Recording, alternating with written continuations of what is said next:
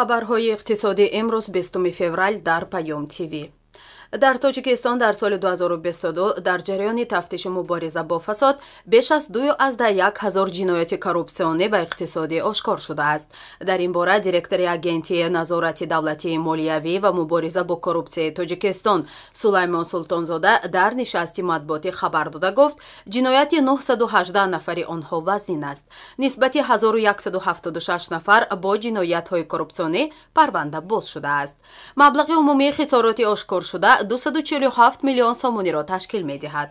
Дар натиҷа 264 миллион сомонӣ ба фоидаи давлат ситонида шуд. Аз ин маблағ 164,7 миллион сомонӣ мустақиман ба сурат ҳисобҳои буҷет гузаронида шуда, 99,3 миллиони дигар барои пардохти хароҷоти гуногун равона шудааст. Ҳамин тариқ бузургтарин қонуншиканӣ дар сохторҳои вазорати маориф, корхонаи алюминии Тоҷикистон ва оҷонсии захираҳои моддии давлатӣ ошкор шудааст. дуздӣ дар вазорати маориф беш аз 30 миллион, дар корхонаи алюминӣ 28 миллион ва дар оҷонсии захираҳои моддии давлатӣ 15 миллион сомониро ташкил медиҳад. Ҳамчунин дар фурудгоҳи Кӯлоб, ширкати барқи Тоҷик, вазорати тандурустӣ ва амонатбонк қонуншиканиҳои ҷиддии коррупсионӣ ошкор шудааст. Фасодзадатарин шаҳрҳо дар Тоҷикистон шаҳри Ҳисор, Хуҷанд ва Ёвон буданд. Зарар ба давлат дар шаҳри Ҳисор 5,8 миллион, дар Хуҷанд 5,7 миллион ва дар Ёвон 4,5 миллион сомониро ташкил медиҳад. Ҳамчунин бо фасодкорӣ ноҳияи Зафаробод ба давлат 4,2 миллион сомонӣ, ноҳияи Конибодом 3,5 миллион ва Рӯдакӣ 3,4 миллион зарар оварданд. ҳаҷми умумии гардиши мол дар ҳудуди нуқтаҳои гумруки вилояти Соғ дар соли гузашта ба 3 миллиарду 158 миллиону 675 ҳазор доллари амрикоӣ расидааст. ҳаҷми муомилоти мол дар муқоиса бо соли 2021 922 миллион доллар ё 41% афзоиш ёфтааст. Ин маълумот дар нишасти хабарии ҳисоботии Раёсати гумрук дар вилояти Соғ ки 17 феврали соли 2022 дар шаҳри Хуҷанд баргузор гардид дода шуд. Ба гуфтаи сардори раёсати гумруки вилояти Соғ Зафар Маҳмадиев, соли гузашта ҳаҷми содироти коло 72% ё 453 миллион доллар афзоиш ёфта 1 миллиарду 100 миллион долларро ташкил додааст. Ба гуфти Маҳмадиев, рушди содирот аз ҳисоби афзоиши содироти нархи пахта 10,1 миллион доллар, маҳсулоти кишоварзӣ 13,1 миллион доллар, дузандагӣ 3,1 миллион доллар, консентрат ва маъдан 388 миллион доллари Иёлоти Муттаҳидаи Амрико таъмин гардидааст. Ба гуфтаи вай, дар соли гузашта коҳиши содироти риштаи пахта 5,1 миллион доллар, пӯст 491 ҳазор доллар, пилла 320 ҳазор долларро ташкил додааст. Дар баробари содирот ҳаҷми воридоти мол низ афзудааст.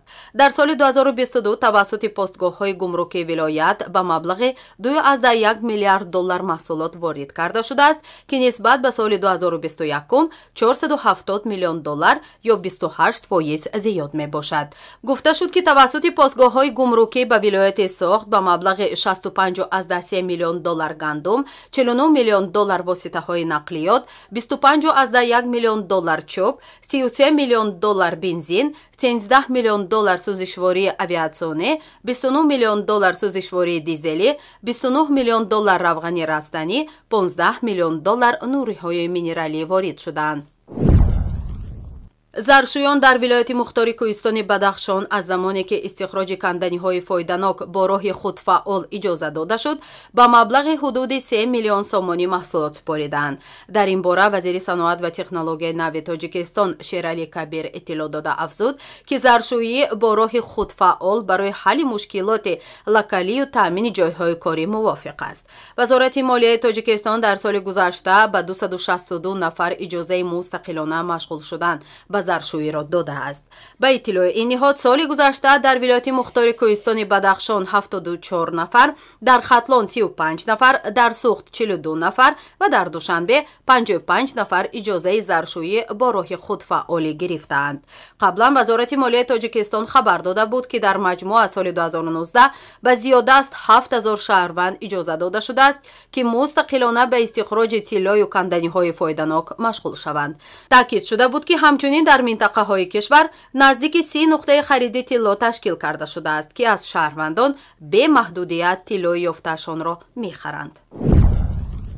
қимати гази моя яке аз арзонтарин навъи маводи сӯхт дар тоҷикистон таи 4 рӯзи охир боло рафта якбора ба 4 сомонӣ расидааст.